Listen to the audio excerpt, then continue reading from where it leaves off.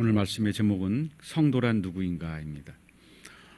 어제 짤막한 기록을 동영상으로 된 것을 보았는데 주보의 말씀교회의 두 번째 줄에 써놓은 것처럼 빼빼 가족 유라시아 여행기라고 하는 것을 보았습니다. 보신 분도 계실지도 모르겠어요. 울산에 사는 가족인데 남편은 건축업을 하는 것 같고요. 아내는 특별한 직업은 없는 것 같고요. 자녀가 아마 아들 둘에 딸 하나가 있는 것 같아요. 중고 버스를 중형 버스를 사가지고 그거를 타고 세계 일주를 한 겁니다. 아파트 팔아서 시골에다가 집을 지음으로써 돈을 좀 여유가 생겨서 그거 가지고 중고 버스를 사가지고 이제 여행을 출발한 것 같아요. 속초로 가서 속초에서 블라디보스톡으로 가서 블라디보스톡에서 이제 북쪽으로 하바롭스크 올라가서 시베리아를 횡단해서 포르투갈까지 가서 유럽의 서쪽 끝이죠. 포르투갈에서 다시 이제 서남아시아 거쳐서 귀국하는 그런 여정이더라고요. 굉장히 참 많은 사람들에게 로망이겠다 하는 것을 실현에 옮겼어요. 근데 그거를 보면서 여러 가지 안타까운 점들도 있었어요. 중고버스다 보니까 이게 꼭 고장이 나요, 중간에. 그런데 이분들이 일단 그 외국어가 안 돼요. 그리고 경제적으로 넉넉하지가 않고요. 그래 중고버스를 타고 세계 일주를 할 생각이면은 그래도 기본적으로 중고버스를 감당할 기술은 좀 있어야 되잖아요. 근데 그것도 없어요. 그런데 무작정 출발을 했어요. 준비를 많이 했더라고요. 정말 우리가 필수라고 생각하는 몇 가지 빼놓고는 준비를 많이 했더라고요. 그걸 보면서 그 아버지가 고백하는 것 중에 제 마음에 꽂힌 말이 있었어요. 내가 내 아이들과 1년을 같이 모든 것을 함께 경험하고 싶다. 그리고 내 명함에 아버지라고 하는 직함을 넣고 싶다. 이거예요. 그런데 자기가 스스로 생각할 때 아버지로서 만족하지 못했던 거죠. 그런데 자기가 정말 아무개의 아버지라고 하는 호칭을 가지고 싶다 이거예요. 근데 그 말이 저는 굉장히 마음에 와 닿았어요. 이게 나중에 이게 2편 3편도 있는 것 같던데 나중에 보면 아마 기독교인일 가능성이 매우 크다 그런 생각이 드는데 아직 1편에서는 그 감을 잡지는 못했어요. 그 아버지라고 하는 직함이 왜 그렇게 소중했을까? 그러지 않아도 아버지인데 다들 집에서 그래도 아이들이 아빠라고 부를 텐데 이분은 그 의미를 가장 깊이 자기 삶 속에 느끼고 싶었던 거고 아버지라면은 자녀들과 그래도 어떤 소중한 추억을 많이 가지고 있어야 된다. 그런데 여기에 부부가 생각을 일치하기가 쉽지 않겠죠. 남편이 그런 정말 그 시인 같은 생각을 가지고 있을 때 아내라도 그래도 정신 차리고 무슨 소리냐 지금 이거 몇 천만 원 들여서 세계 여행할 때냐 이런 소리 했으면 못 가지요. 그런데 그 아내도 굉장히 낭만적인 사람이더라고요. 일단 외국어가 안 되는데도 그런 용기를 가지고 있다고 하는 것이 참 대단했어요. 정말 그 아버지라고 하는 직함이 얼마나 소중한지. 누구의 아버지라고 하는 거. 정말 누구의 아버지로 살고 싶다고 하는 거. 그 간절한 소원. 오늘 본문 말씀에서 우리를 성도라고 불러요. 성도라고 하는 그 이름이 정말 너무 흔하고 흔한 게 성도라서 라디오 프로그램 진행할 때 상담 전화 받으면은 집사님이세요? 장로님이세요? 뭐 이렇게 물으면은 저는 그냥 성도예요. 그렇게 말해요. 그냥 성도는 그냥 성도가 아니고 앞에 그냥자가 붙더라고요. 그냥 성도. 어느 교회 다니세요? 그러면 동네 그냥 개척교회 다니는데 개척교회는 왜 그냥 개척교회예요? 그냥이 아니죠. 성도는 그냥 성도가 아니에요. 목사도 성도고 장로도 성도인 것입니다. 성도가 아닌데 목사가 된 사람도 있어요. 성도가 아닌데 장로가 된 사람도 있고요. 그러다 보니까 문제가 생기지 않습니까?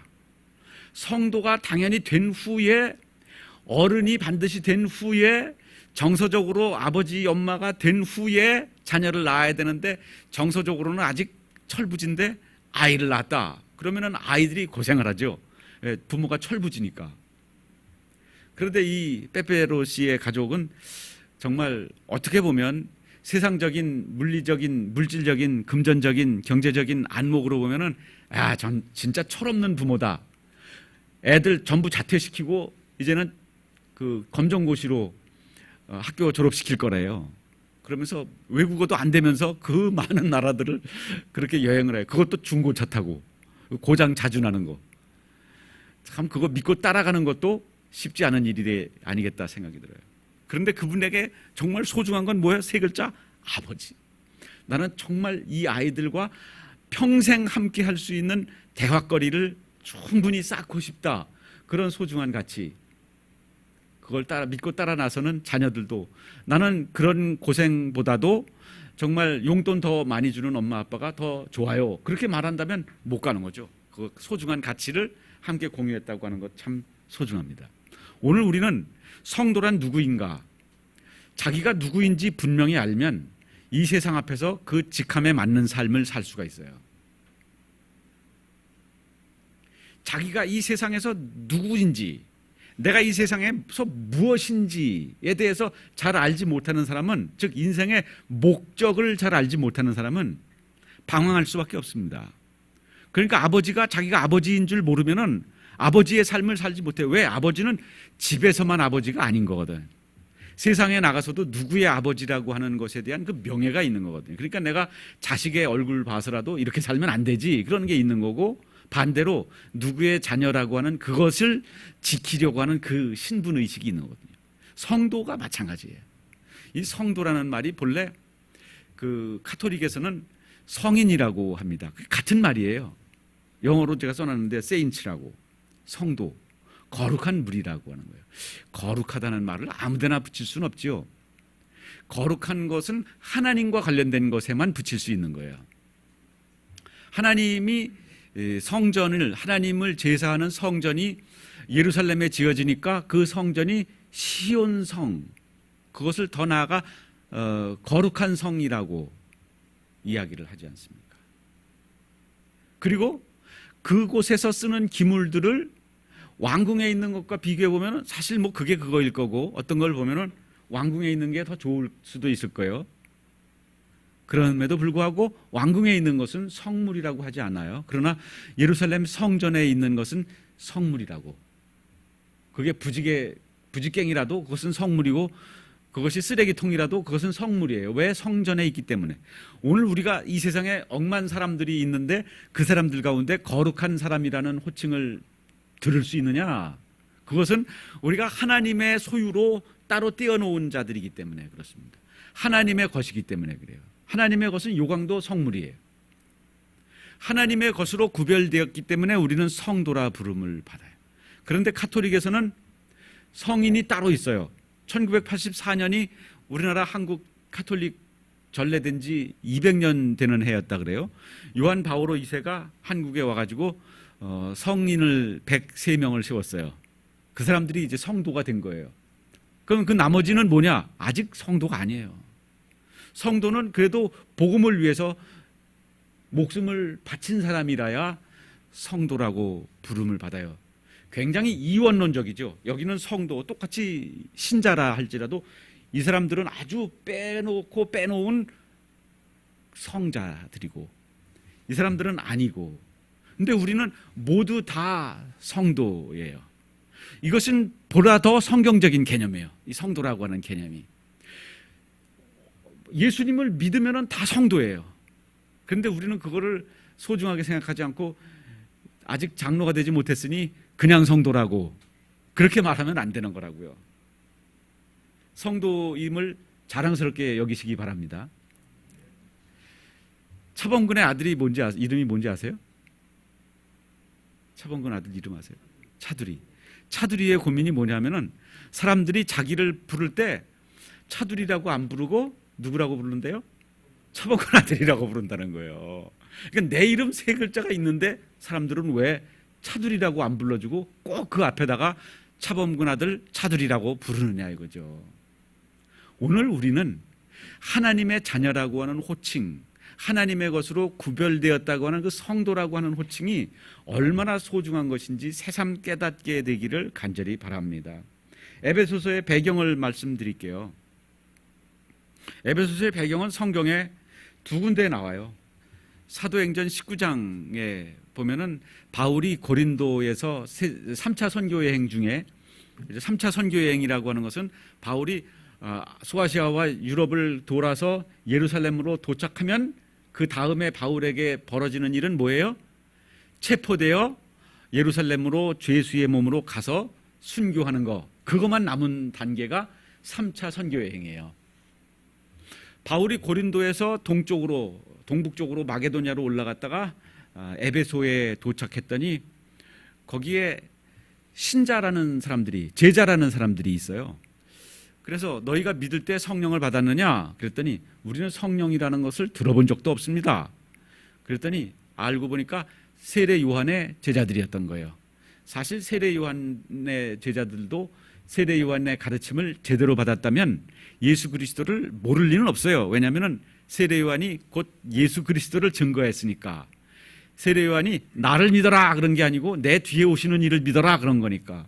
그런데 이 사람들은 그러니까 보면은 성령이 오신 것을 알지도 못하는 사람이라고 하는 것을 보면은 이 사람들은 세례 요한의 제자라 할지라도 건성으로 믿었던 사람들이 분명해. 그래 바울이 그들에게 복음을 바로 전하고 예수 그리스도의 이름으로 침례를 줬더니 이 사람들이 성령을 받았어요. 그래가지고 그 사람들하고 함께 회당에서 복음을 전하다가 더 이제 거기서 쫓겨나가지고 두란노 소원이라고 하는 곳에서 복음을 전해서 3년 동안 말씀으로 가르쳐가지고 에베소 교회가 든든하게 세워졌습니다. 그게 사도행전에 나오는 에베소 교회의 배경이에요. 그런데 에베소가 그냥 에베소가 아니고 그곳에는 아데미 신을 섬기는 아데미 여신, 로마 신화로 넘어가면 그게 다이아나 신이 돼요.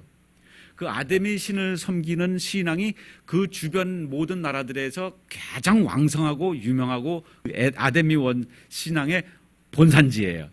그러니까 사람들이 그리로 와가지고 성지 순례를 하고 거기에 와서 제물을 바치고 하는 거예요. 그러니까 거기에는 아데미 신상을 만들어서 조그맣게 만들어서 파는 사람들도 많이 살았어요. 메드리오라고 하는 사람이 그 우상을 만들어서 파는 사람인데 이 바울의 이야기를 들어보니까 이건 다 우상이라 이건 하면 안 된다 이렇게 말하니까 야 이제 사업도 망하겠구나, 이 사람들을 막아야 되겠다. 그래가지고 사람들을 동요해가서 이 바울의 전도단을 다 원형 경기장에다가 끌어다 놓고서 이제 죽일 참이었어. 그런데 거기 총독이 우리가 이러면 안 된다, 여기서 소요 사태가 일어나면 우리가 좋을 거 하나도 없다, 이렇게 해서 설득해서 바울을 풀어줬어요. 그래서 이제 바울은 예루살렘으로 에베소를 떠나게 됐죠. 그러니까 이 에베소라고 하는 도시 사람들의 자부심은 뭐냐면은 우리가 아데미 신의 본산지다라고 하는 그 자부심이 있어요. 우리나라도 무슨 민족 종교 뭐 이런 것을 따지는 사람들은 여기가 우리나라가 단군의 민족이다 뭐 이런 것들을 소중한 가치로 여기지 않겠습니까? 그만큼 에베소 사람들은 굉장히 그 우상 숭배가 활발한, 우상 숭배로 먹고 사는, 우상 숭배가 거기에 모든 문화의 기반에 깔려 있는, 그리고 거기가 굉장한 대도시로서 그 주변에 있는 많은 도시들의 위성 도시들을 거느리고 있는 대도시입니다. 그러니까 말은 나면은 어디로 보내고 사람은 나면 어디로 보내라는 옛 말이 있는 것처럼 에베소 사람들은 자부심이 충만한 사람들이에요. 교만하고 거만한 사람들이에요. 그 주변의 사람들은 에베소에다가 집장만 하나 하면은 진짜 굉장히 좋겠다 뭐 그런 소원을 가지고 있을 만큼 에베소 사람들은 자부심이 있는 사람들이에요. 그런데 그런 도시에 가서 복음을 전하는 게 얼마나 힘들었을까. 정말 자부심이 별로 없는 데 가서 예수 그리스도를 전하는 게 오히려 쉽지 않겠어요? 정말 자기네가 최고라고 생각하는 사람들에게, 자기네도 나름대로 영적 세계가 있고 이런 사람들에게 복음을 전하는 것은 굉장히 어려운 일이에요. 그런데 오늘 1절 말씀을 보면은 하나님의 뜻으로 말미암아 그리스도 예수의 사도된 바울은 에베소에 있는 성도들과 그리스도 예수 안에 있는 신실한 자들에게 편지하노니. 수신자가 두 부류가 나오죠. 첫 번째는 누구에게 보낸다 그래요? 에베소에 있는 성도들에게 이 편지를 보낸다고 하죠. 두 번째는 누구에게 보낸다 그래요? 그리스도 예수 안에 있는 신실한 자들에게 보낸다 그러죠. 이 두 사람들이 다른 사람들일까요? 에베소에 사는 성도들과 그리스도 예수 안에 있는 신실한 자들이 다른 사람들일까요? 같은 사람들이에요. 같은 말을 다른 말로 묘사한 것에 불과합니다. 그러니까 이 성도들이라고 하는 것은 오늘날 우리도 마찬가지입니다. 에베소라고 하는 거대한 도시, 세종시라고 하는 이 큰 도시에 사는 성도들이에요. 근데 그 도시가 어떤 도시라고? 우상 숭배에 쩌들은 동네라고. 그것이 수치가 아니고 그게 자랑거리인 사람들이라고. 우상 숭배하고 그것으로 또 복받아 가지고는 더군다나 거기가 무역 항로가 돼 가지고 굉장한 부자 동네라고. 고린도처럼. 그러니까 사람들의 자부심이 충천한데 거기에서 성도로 살아가는 것이 얼마나 힘들겠어요. 물리적인 우리의 현주소는 성도의 두 가지 현주소, 수신자의 두 가지 현주소. 첫 번째는 에베소에 있는 성도예요. 오늘 우리는 이 세상의 도시에 살고 있어요. 이 세상의 한 지역에 살고 있습니다. 그게 우리의 현주소예요. 성도로서 우상 숭배하는 사람들, 돈을 숭배하는 사람들, 쾌락을 숭배하는 사람들 속에 성도로 살아가기가, 즉 하나님의 소유물로 살아가기가, 즉 거룩한 삶을 살아가기가 얼마나 힘들어요. 그런데 우리는 영적으로 어떤 현주소를 또 가지고 있느냐? 그리스도 예수 안에 살아요. 그러니까 우리는 물리적인 주소만 가지고 있는 것이 아니라 영적인 주소를 가지고 있어요. 이것은 잠시뿐이에요. 그러나 그리스도 예수 안에서라고 하는 이 주소는 영원한 주소예요. 옛날에 바뀌지 않는 평생 전화번호 같은 게 있었는데 요즘은 안 쓰는 것 같아요. 잘. 안 바뀌는 주소예요. 이 주소는 그리스도 예수 안에서는 영원한 주소예요. 우리는 이 두 가지 세계를, 두 트랙을, 마치 기차가 두 개의 트랙을 함께 밟고 전진하는 것처럼 우리는 이 두 가지 현주소를 가지고 살아요. 그러다가 이제 이 세상에서의 삶이 끝나면은 이제 투 트랙으로 가다가 모노레일로 바뀌어서 영원한 세계로 들어가서 거기서 이제 우리는 영원한 주소로만 살아가게 될 것입니다. 2절에 보면은 하나님 우리 아버지와 주 예수 그리스도로부터 은혜와 평강이 너희에게 있을지어다. 이 은혜와 평강이라고 하는 거, 이 두 가지는 이 세상에서는 우리가 기대할 수 없는 것입니다. 그렇기 때문에 그것이 어디에서 온다 그래요? 하나님 우리 아버지와 주 예수 그리스도로부터 오는 거라고 그러잖아요. 하나님 우리 아버지와 주 예수 그리스도로부터 은혜와 평강이 너희에게 있을지어다. 이것은 아주 평범한 인사말이에요. 샬롬이라고 이스라엘 사람들이 인사하는 것처럼 평안이라고. 오늘날 우리도 안녕하세요 라고 말하는 그 안녕이 평강을 묻는 거 아닙니까? 평강을 빌어주는 것입니다. 평안이라고 하는 것은 어떻게 보면 만국 공통의 인사말입니다. 안녕하세요. 샬롬, 평안하십니까? 그런데 바울은 이것이 단지 밑도 끝도 없는 평강을 이야기하는 것이 아니라 이것을 복음의 핵심으로 이야기하는 거예요. 그래서 은혜와 평강이라고 말을 합니다. 이 세상에는 은혜라고 하는 것이 없습니다. 은혜는 값없이 주시는 선물입니다. 그것도 아주 좋은 선물이에요. 그것은 역설적인 거예요. 너무나 좋은 것인데 그것을 무료로 주신다는 거예요. 그것은 역설이죠. 너무나 좋은 거면은 그것에 맞는 값이 있어야죠. 그런데 하나님께서는 우리에게 그 너무나 좋은 것을 그냥 거저 주셨어요. 왜냐하면 지불 능력이 없으니까. 주고 싶은 소원이 너무나 큰 거예요, 하나님이. 그러니까 그것을 우리에게 값없이 주셨어요. 즉 예수 그리스도를 보내어 우리의 죄를 사하시고 하나님의 자녀 삼아 주셨다고 하는 선물이지요. 그것이 하나님께서 우리에게 주시는 선물, 은혜입니다. 이 세상에는 은혜라고 하는 것이 없어요. 이 세상에는 인과 응보밖에 없습니다. 죄를 지었으면 그것에 대한 값을 지불해야 합니다. 법원에는 은혜가 없어요. 그 죄에 맞는 벌만 있을 뿐입니다. 죄로 드러나면 그 죄에 맞는 값을 지불해야만 합니다. 그런데 하나님 앞에서는 안 그래요. 사람을 죽이고 왔어도 하나님 나는 죄인입니다. 나를 용서해 주십시오. 그러면 용서해 주세요. 그런데 그 세상에서의 죄값은 받아야죠. 그런데 하나님 앞에서는 용서가 가능하다는 거예요. 그게 은혜입니다. 평강이라고 하는 것은 무엇이냐? 평강은 달리 말하면 평화인데요. 이 평강이라고 하는 것은 두 가지 의미가 있어요. 소극적인 의미에서 그리고 적극적인 의미에서. 소극적인 의미의 평화라고 하는 것은 전쟁이 없으면 평화입니다. 서로 죽이고 빼앗는 것이 없으면 평화예요. 그래서 세계 역사에서도 어느 곳에도 전쟁이 없었던 시기는 없다 그러는데 그중에도 그래도 몇 년이 있다는 거예요. 그래서 그때를 평화의 시기라고 이야기하는 것입니다. 무엇이 없는 것이 평화다. 그러면은 뭐가 있는 것이 평화야? 그래서 무엇이 없는, 다툼과 전쟁이 없는 것을 소극적인 개념에서의 평화라고 말한다면, 적극적인 개념에서의 평화라고 하는 것은 하나님과 원수되었던 인간이 하나님과의 관계가 회복돼서 하나님의 자녀로서의 신분을 다시 회복하고 하나님을 아버지라고 부를 수 있게 되고, 하나님하고의 원수가 아니라 이제는 아예 자녀로서의 친분을 회복한 거, 여기까지 굉장히 적극적인 의미죠. 그저 뭐가 없는 거, 뭐 굶어 죽지는 않는 거, 그게 평화가 아니고 넉넉해서 차고 넘치는 거, 하나님과의 관계가 회복된 거, 그래서 자녀로서 상속자가 된 거, 여기까지 가야 평강이라는 거예요. 바울은 그리스도 예수 안에 있는 신실한 자들에게 이런 복을 빌어주고 있는 것입니다. 오늘 우리가 사모해야 할 복이 바로 그런 것이죠. 하나님과 원수가 된 사람들은요, 이건 마치 아담의 타락의 과정과 똑같아요. 아담이 타락하는 과정을 보면은요, 범죄의 결과가 어떻게 되는지 한번 보세요. 범죄했죠? 하나님의 말씀을 어겼단 말이에요. 먹지 말라는 것을 먹었잖아요. 그랬더니 하나님과 분리가 됐죠.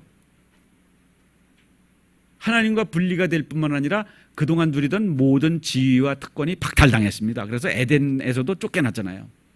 그리고 나니까 누구하고 관계가 멀어지느냐? 이웃과의 관계가 멀어지잖아요. 아내와 관계가 멀어져요. 그리고 나니까 무슨 관계가 또 멀어지느냐? 자녀들이 서로 죽이잖아요. 그러니까 이런 비극이 어디 있어요? 에덴, 즉 낙원에서 살던 가족이 쫓겨난 것만 해도 엄청난데 거기서 서로 죽이는 일이 벌어졌으니 얼마나 비참해요. 그래서 하나님과 분리가 되면은요, 반드시 이웃과 원수가 됩니다. 하나님과 원수가 된 사람은요, 반드시 이웃하고 원수가 됩니다. 이웃하고의 관계가 좋을 때도 있지만 근본적으로는 경쟁 관계이고요, 근본적으로는 원수예요. 그 다음에 무엇과 관계가 또 멀어지느냐? 환경, 즉 땅이, 아담이 경작하는 것은 안 자라고 아담이 경작하지 않는 것은 잘 자라고, 이런 현상이 벌어지는 거잖아요. 그래서 하나님과 원수가 되면 이웃이 원수가 되고, 그 다음에는 환경이 원수가 되고, 그 다음에 최종적으로는 어떻게 되느냐? 자기 자신이 원수가 돼. 그러니까 자기가 자기를 해롭게 해. 이왕이면은 가장 멋있는 모습으로 살아야 되잖아요. 근데 막 자기 살을 막 뚫어. 막 하나 뚫은 분까지는 제가 이해해 드릴게. 아니, 2개 뚫은 분까지 내가 이해해 드릴게요. 그런데 막 여기도 뚫고 여기도 뚫고 막 다 뚫어. 배꼽에도 뚫고 막 피어싱이라고 그러죠. 이게 그저 1-2개 뚫어야지, 그 예쁜 것을 걸기 위해서, 피치 못해서. 이거를 자기 몸을 그냥 괴롭혀. 그리고 몸에 안 좋은 것만 골라서 먹어. 그리고 몸에 안 좋은 생활 습관을 유지해. 건강에 나쁜 거 알면서도. 그리고 이왕이면은 좀 예쁜 옷을 입어야 되는데, 이왕이면은 또 아주 너덜너덜한 걸 입어. 이왕이면 또 그걸 또 돈 주고 사 입어. 이런 것들은 하나님과의 관계가 멀어진 현상들이에요. 그러니까 결국에 가가지고는 하나님과의 원수가 된 것이 최종적으로는 자기가 자기를 못 살게 구는 자가 면역 질환이라는 게 그렇다 그러잖아요. 자기 세포가 자기 몸을 갉아먹어. 자기 몸 안에서 어디서 뭐가 들어온 게 아니고 자기가 스스로 자기를 죽여. 이런 것들을 자가 면역 질환이라고 하잖아요. 이것이 결국 범죄의 결과이고 하나님과 원수가 된 결과입니다. 평강이라고 하는 것은 그 모든 것이 회복되는 거예요. 왜? 첫 단추를 다시 잘 끼게 된 거죠. 하나님과 원수가 되었는데 하나님과 다시 사이가 좋아졌으니까 그 모든 것들이 알아서 내게 굴복을 하는 현상들이 벌어지는 것입니다. 그 다음에 3절에 보면은 찬송하리로다. 하나님 곧 우리 주 예수 그리스도의 아버지께서 그리스도 안에서 하늘에 속한 모든 신령한 복을 우리에게 주시되, 또 한 가지 복 이야기를 하죠. 2절에서는 은혜와 평강을 말씀하시더니 3절에서는 하늘에 속한 모든 신령한 복을 또 주신다고 말씀하고 있잖아요. 이것에 대하여 베드로는 베드로후서 1장 3절에 보면은 생명과 경건에 속한 모든 것이라고 말합니다. 결국 같은 거예요. 하늘에 속한 모든 신령한 복이나 생명과 경건에 속한 모든 것이나 결국 같은 것을 이야기하는 것입니다. 이것이 어디로부터 온다 그래요? 2절에서도 똑같이 그렇게 말했지만 주 하나님 곧 주 예수 그리스도의 아버지께서 주시는 것이죠. 어디에서 주셔요? 그리스도 안에서 주시는 거예요. 그러니까 우리의 축복의 발원지, 우리에게 도착하는 이 축복들이 거슬러 올라가면 어디서부터 발원했나 보면은 하나님과 주 예수 그리스도에게서 발원했구나 하는 것을 알 수가 있어요. 그러니까 그분하고의 관계가 안 좋으면은 모든 복이 나한테 통로가 막혀버렸으니까 올 수가 없는 거 아니에요. 신령한 복이라고 하는 것이 있어요. 하늘에 속한 복이라는 것이 있고요. 땅에 속한 복이 또 있는 거예요. 땅에 속한 복은 예수님 통하지 않고서도 받을 수 있는 거예요. 그런데 그것도 결국은 하나님께서 주시는 것은 맞아요. 그런데 그것은 하나님께로부터 오긴 했지만 예수 그리스도를 통해서 오는 것은 아니에요. 땅에 속한 복은 그저 열심히 일했더니 부자가 되더라 뭐 이런 거예요. 열심히 운동했더니 건강이 더 나아지더라 이런 것입니다. 잘나서 잘 되더라 뭐 이런 것이 땅에 속한 복입니다. 그런데 하늘에 속한 복은 하나님께서 값없이 조건 없이 감당할 수 없이 부어주시는 것입니다. 이것이 하나님께서 우리에게 주시는 두 가지 복이에요. 첫 번째는 은혜와 평강, 두 번째는 하늘에 속한 모든 신령한 복이라고 하는 것입니다. 공통점은 하나님 아버지와 주 예수 그리스도에게로부터 발원하여 나에게까지 왔다 이것을 말씀하는 거죠. 이 축복의 대표자라고 하는 것이 있는데요. 구약에서는 이 축복을 이야기할 때 거론되는 세 이름이 있어요. 3대인데요. 할아버지, 아버지, 아들 이렇게. 아브라함의 하나님, 이삭의 하나님, 야곱의 하나님. 모세가 이스라엘 백성들을 하나님께서 다 죽여버리고 우상 숭배했을 때 다 죽여버리고 모세 너만 데리고 들어가야 되겠다라고 말씀하실 때 모세가 하나님을 딱 가로막고 하는 기도가 하나님 아브라함과 이삭과 야곱하고 맺으셨던 언약을 기억해 주십시오. 그들에게 약속하셨던 그 창대한 민족을 이루시겠다고 하신 그 약속을 지켜주십시오. 누구에게 의지해서 기도하는 거야? 아브라함, 이삭, 야곱 그 언약의 대표자들을 의지해서 하나님 앞에 기도하고 있어요. 그랬을 때 하나님이 그 마음을 돌이키시잖아요. 그런데 신약에서는 그 언약의 대표자가 누구냐? 우리 주 예수 그리스도예요. 그냥 예수 그리스도라 그러면 안 돼요. 그냥 예수 그리스도라면 아무 상관없어요. 대통령도 우리 대통령이라고 그래야지 우리가 그 통치 아래 사는 것을 의미하는 거죠. 뭐 대통령 트럼프 그러면은 누구네 대통령인지 알게 뭐예요.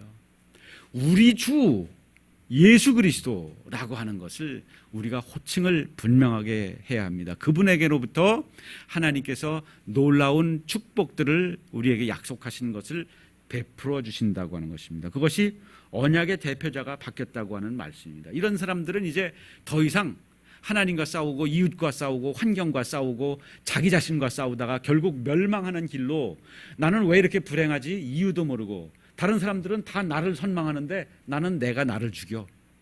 너무 힘들다는 거예요. 다른 사람들은 난 너만 네 반토막만 따라가도 좋겠다 그러는데 나는 못 살겠다는 거예요. 나보다 10분의 1도 못 가진 사람은 만족하다고 행복하다 그러면서 사는데 나는 세상에 있는 것을 다 누리고 살면서도 나는 괴로워서 못 살겠다는 거예요. 그러니까 하늘에 속한 신령한 복이라고 하는 것은 이 세상에서의 많고 적음과 높낮이를 이야기하는 게 아니에요. 빼빼 가족의 유라시아 여행기에서 그 아버지는 세상적으로 보면 별로 그렇게 부자도 아닌 것 같고 정말 잘나 보이지도 않아요. 그런데 그 아버지는 정말 내가 이 가족의 대표로서 아버지로서 나는 정말 자랑스러운 아버지가 되고 싶다. 그런 소원을 가진 것처럼 우리는 이 세상에서 어떤 그 물질적으로 외적으로 잘난 것을 가지고 경쟁하려고 하는 게 아니에요. 그것이 못나라고 그러는 게 아니고 성도로서 내 소유자는 나를 소유하신 분은 하나님이시다. 나는 그러니까 그분의 자녀다라고 하는 그 신분의식은 얼마나 큰 것인지 몰라요. 사자는 우리가 보호해 줄 수 없어요. 여러분 혹시 기회가 되시면 사자를 보호해 줄 생각하지 마세요. 사자를 정말 잘 살게 해야 될 텐데 그러면은 그냥 풀어놔 주면은 지가 알아서 먹을 거 먹고 잘 때 가서 자고 왕으로 군림하고 살아요. 복음은 우리가 내가 복음을 보호하지 않으면 사람들이 이제 기독교를 공격해가지고 무너뜨릴 거야. 하나님 망신당하기 전에 내가 보호해드려야지. 그럴 필요 없어요. 복음은 그저 있는 그대로 내가 믿고 그것을 내가 살기만 하면은, 복음을 사자 풀어주듯이 그냥 풀어주기만 하면은, 내가 꼭꼭 숨기고서 나만 알고 있어야지. 바깥에다가 이야기하면은 나를 흉볼지도 몰라. 수치스러워. 이거 이야기하면은 말도 안 되는 거라고 사람들이 흉볼 텐데, 그렇게 내가 꼭꼭 숨기고 있으면은 사자를 우리에다가 담아두고 있는 것과 마찬가지예요. 그냥 풀어놓으세요. 나는 예수 믿었더니 행복하다. 나 예수 믿었더니 나는 오늘도 좋아. 범죄의 결과에서 제가 한 가지 고백할 게 있어요. 어제 저희 집에서 충돌이 있었어요. 목사 집에서 충돌이 있었다 그러니까 쾌감이 있으시죠. 우리 집사람이 명대사를 날렸는데 뭐라냐면, 소중한 거 잃고 나서 후회하지 마 이러더라고요. 그 말이 해석은 잘 안 되는데 내가 무슨 잘못을 했더니 소중한 거 잃고 나서 후회하지 마 그러더라고요. 그 정도면 굉장한 충돌이에요, 저희 집에서. 하나님께서 우리에게 주신 행복이라고 하는 것은 얼마나 큰 것인지, 그저 물질의 많고 적음과 상관없는, 그저 지위의 높고 낮음과 상관없는 그 복은 하늘에 속한 복인 줄로 믿으시기 바랍니다. 이걸 성도에게 약속하신 거예요. 에베소에 사는 성도예요. 우리가 삶의 현장이 참 고대해요. 이런 우상 숭배하는 도시에 산다고 하는 것이 그저 돈이 최고라고 하는 곳에 사는 사람들과, 그리고 쾌락이 최고라고 생각하는 사람들과 함께 어우러져 사는 것이 고통스러워요. 그렇지만 우리는 그 투 트랙을 살아나가야 돼요. 주 예수 그리스도 안에서 살아야 되고요. 그리고 에베소에 살아야 돼요. 그 삶에서 성도의 직분을 잘 살아내시기를 부탁드립니다. 우리는 더럽고 치사해도 에베소에서 돈 벌어먹고 살아야 돼요. 에베소 사람들하고 그래도 동료하면서 점심 매일 같이 먹으면서 살아야 돼요. 에베소 사람들하고.